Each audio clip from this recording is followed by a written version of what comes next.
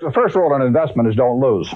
And the second rule in investment is don't forget the first rule, and that's all the rules there are. I mean, if you buy things for far below what they're worth and you buy a group of them, you basically don't lose money. You don't need tons of IQ in this business. I mean, you have to have enough IQ to get from here to downtown Omaha, but you do not have to be able to play three-dimensional chess or be in the top leagues in terms of bridge playing or something of the sort. You need a stable personality. You need a temperament that neither derives great pleasure from being with the crowd or against the crowd.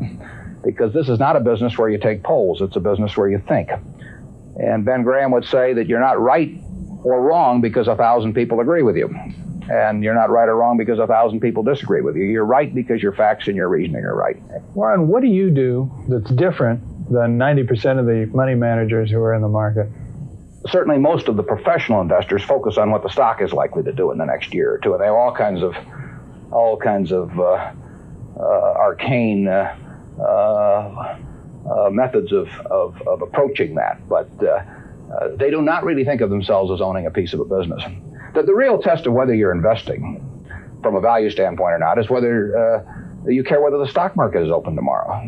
If you're making a good investment in a security, it shouldn't bother you if they close down the stock market for 5 years. All the ticker tells me is the price.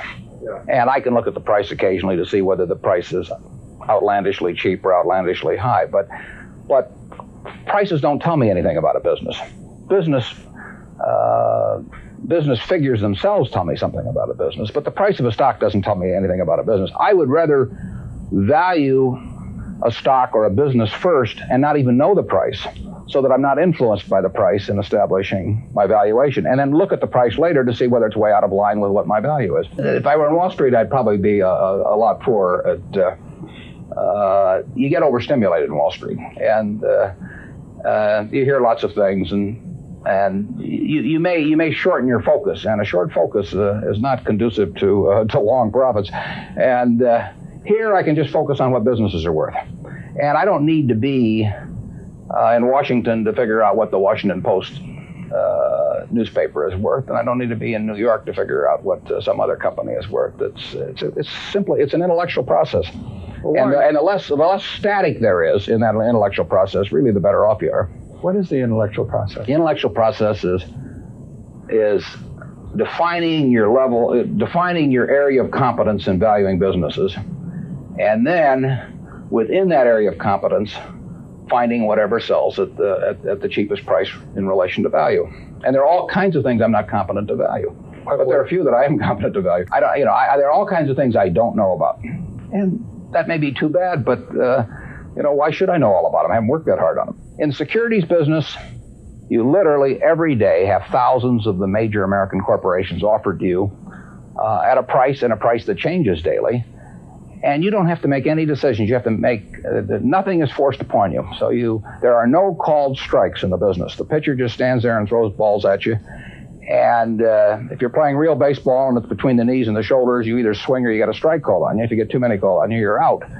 In the securities business, you sit there and they throw U.S. Steel at 25 and they throw General Motors at 68. And you don't have to swing at any of them. They may be wonderful pitches to swing at, but if you don't know enough, you don't have to swing.